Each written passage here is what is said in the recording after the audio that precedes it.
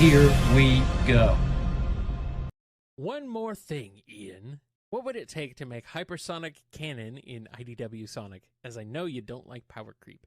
Adam Bryce Thomas said he just wants one shot at Hyper in a milestone issue. Just one. Ian, let Adam cook.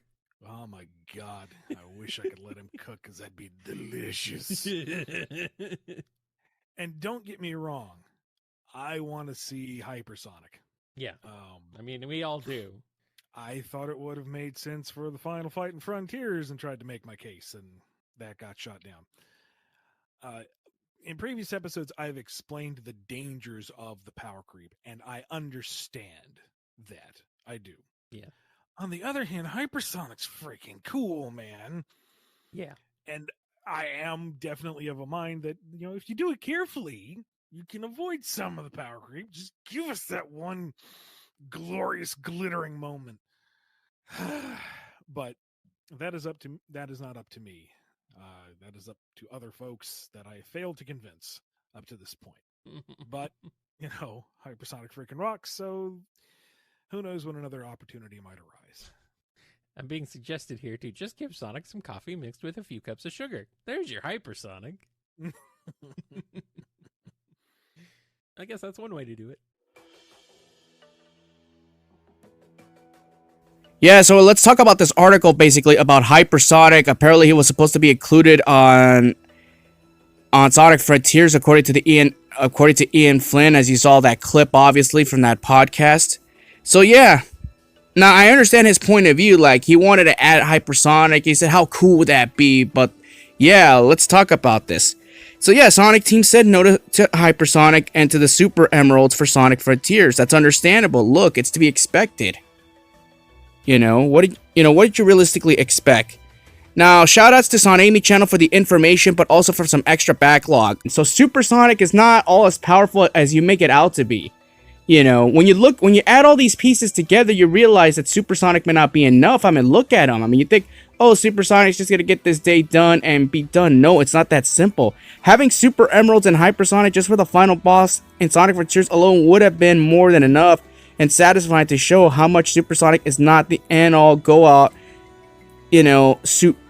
supreme being that he is, Like I said, I mean, and not only that, but the one thing I agree with Ian Flynn on it is it would have been awesome to see Hypersonic in 3D. I understand people are saying, oh, you can't just shoehorn Hypersonic in just to pass your narrative.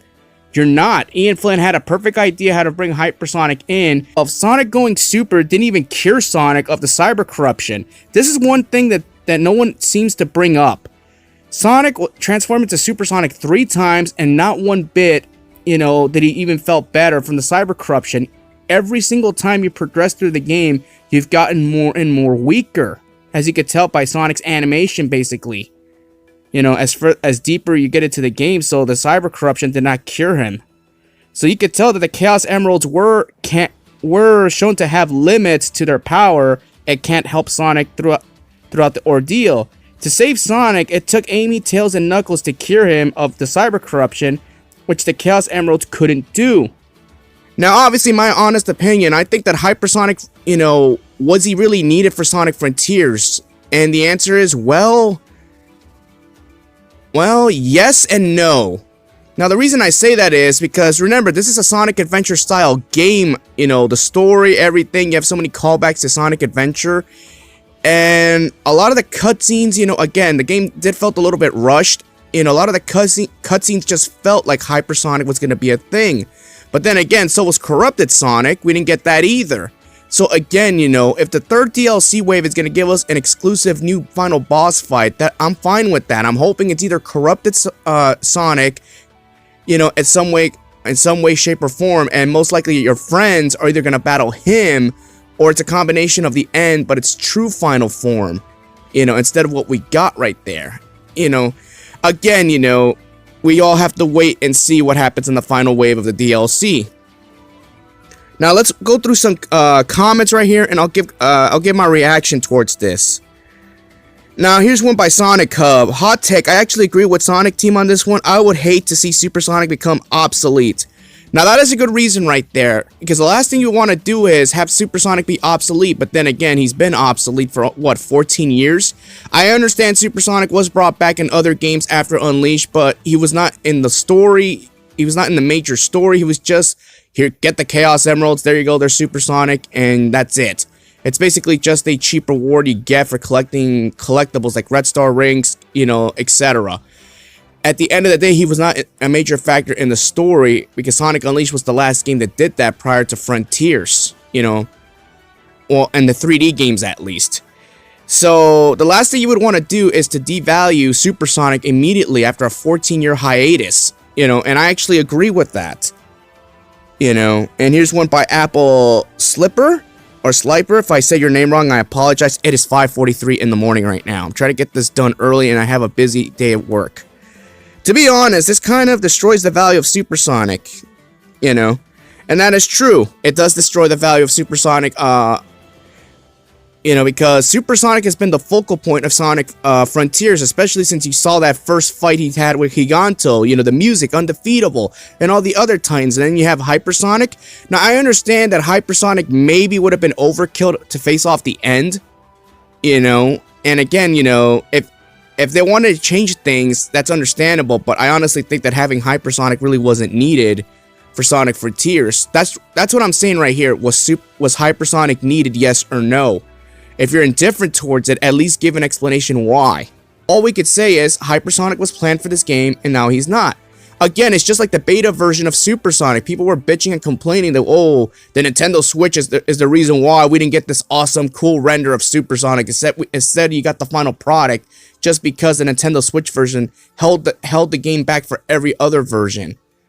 Like, it's one of those situations, like, people, you be grateful these ideas were even implemented or even thought of. They're just nothing but you're just brainstorming ideas. If an idea gets shut down, oh well. Your job as a storyteller is to adjust and say, okay, then they rejected the idea, okay, we gotta move on. You know, and you're all gonna probably hate what I'm gonna say right now, but what if this was Super Amy? You know, picture yourself that for a minute. If I had my way and I would tell Sonic Team or Sega, I said, look, I think it's now time to pull the trigger on Super Amy. The story makes sense. We've been building for this for like the last 2 or 3 games. The fans would love it. Even the haters would even like acknowledge it because at least it makes sense. I'm not just bringing out Super Amy for the sake of doing it just to fit my own narrative or just to please all the Amy fans. And then you're going to have everybody else, you know, being upset about it. It's not like that. So I respect Ian Flynn for actually, you know, having the balls to actually consider, hey, can we bring Hypersonic back after nobody else has had the guts to do it since what? Since 1994? Almost what? 3 decades? So again, you know, that's all I gotta say about this whole thing. Again, people are just gonna be bitching and complaining this whole weekend about the whole Hypersonic debacle. Look, it is what it is. You can all bitch and complain all you want, because again, Twitter is nothing more than a fucking echo chamber. Have at it. You know, I'm gonna go get ready for work. Peace out, everybody.